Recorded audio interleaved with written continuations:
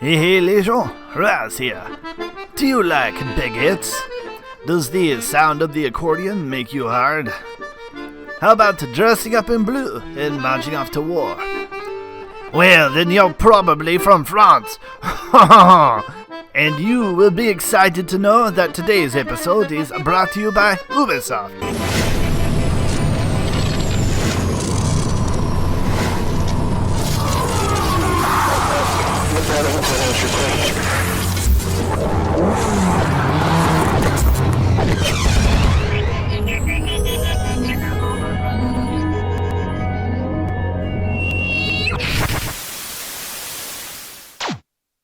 Hey people, Raz here. I haven't been captured by the French, and I assure you I am making this episode of my own free will and not being held hostage. If any text appears below the screen on today's episode, please ignore it. Anyway, today's episode is about the Renault FT-17 tank. As I am about to demonstrate, this is how the tanks were actually used on the front.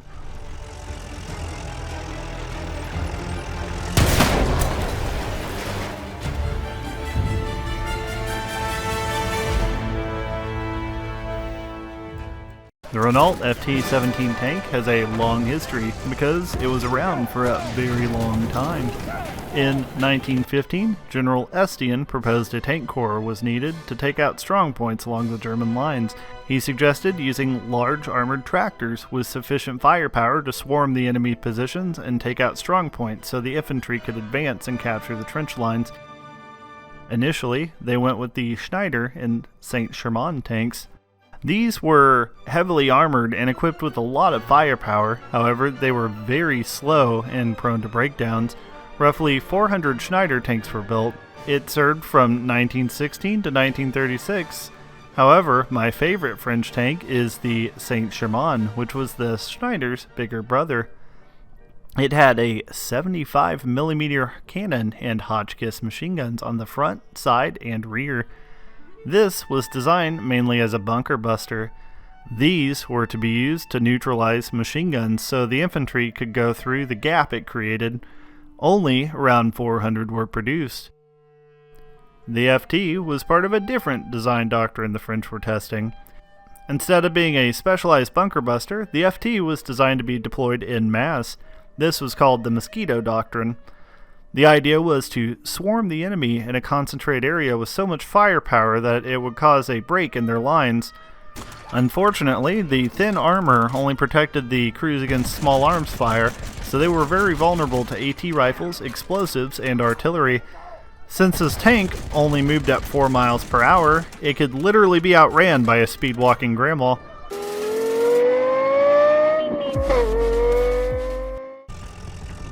Mass deployment would cause these tanks to get bunched up and would cause groups of tanks to be knocked out all at once by concentrated artillery barrages. Unlike the Mark I and A7V, however, the FT was a successful tank design. It came in several different variants over the years, one mounting a Hotchkiss machine gun, one mounting a 75mm small cannon, and the other was converted into an early form of an SPG. Ultimately, this tank would outlive the First World War and see action all over the globe until 1948. In fact, so many were produced that there's still a ton around today. I've actually seen 2 of these in person, one in the World War I Museum in Kansas City, Missouri, and the other in the Patton Museum in Fort Knox, Kentucky. There are also a ton of institutions that have recreations of this tank since it's so easy to remanufacture. You can tell if it's a real one or not by the amount of serial numbers all over the vehicle. The main way you can tell is by looking for numbers on the track lengths, because typically these are left out of reproduction tanks. Overall, this was a very cool tank and would go on to influence tank design well into the future. Mainly, the rotating turret and other design features like putting the engine and gas in the back would be adopted by other tank designers in the years to come. This tank saw action in pretty much every theater imaginable at the time. It fought from the deserts of the Americas to the river deltas in China and even the icy steppes of Russia. Many were retrofitted and used in World War II by the French and German forces. Reportedly, 3 of these tanks were gifted to the Afghans in the 20s and were pressed into action in the 1980s during the Soviet-Afghan War. While that story isn't 100% verified, it's cool nonetheless. Overall, this tank will be remembered as the first successful tank design and would be the blueprint for many MBTs in the years to come. Now, on to the review. But first, let's see what gifts God King Cobi has provided for us today. Ah, it's a fine bottle of Father Pinard. If you think the French army is going to war without a bottle of wine in one hand and a rifle in the other, then you, my friend, are obviously not French. Wine is part of France's national identity, so you bet your ass they're going to be drinking every single day. Father Pinard was just a low-quality red wine, often supplied in half-liter rations. Many soldiers would mix it with brandy or whiskey as supplies became available, but generally it was drinking straight because, you know, France. Anyways, on to the review. The Cobi FT tank has several design choices that keep it from looking like the real deal. Most noticeably, the front of the tank just doesn't look quite right. The model's front is too flat, the wheels are too small, and the view slit's angles just don't look good.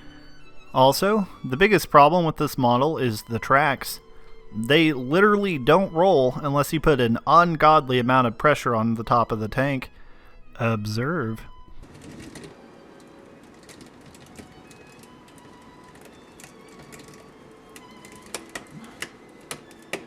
Ugh.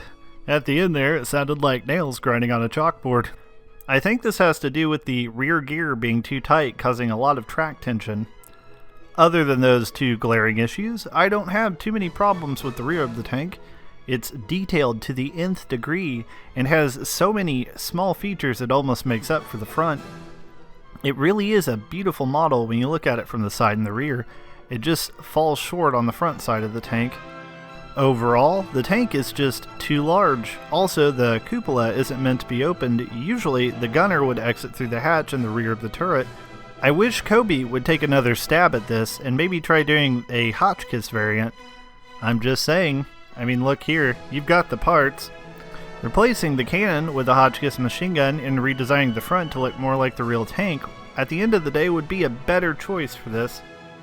I just know that Cobi can and have done better, so I'm going to give this model a 6 out of 10.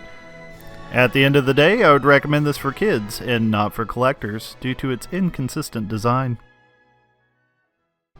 Now that I'm done with this review, the French have turned me loose. So if you don't mind, I'm going to hightail it out of here before they change their mind. Next week, I have a surprise bonus episode for you. After fighting with myself for several months on whether I should or shouldn't buy it, I finally bought the 155mm field howitzer. And I made a little montage for you that I'm sure you're going to enjoy. Prepare to turn down your speakers.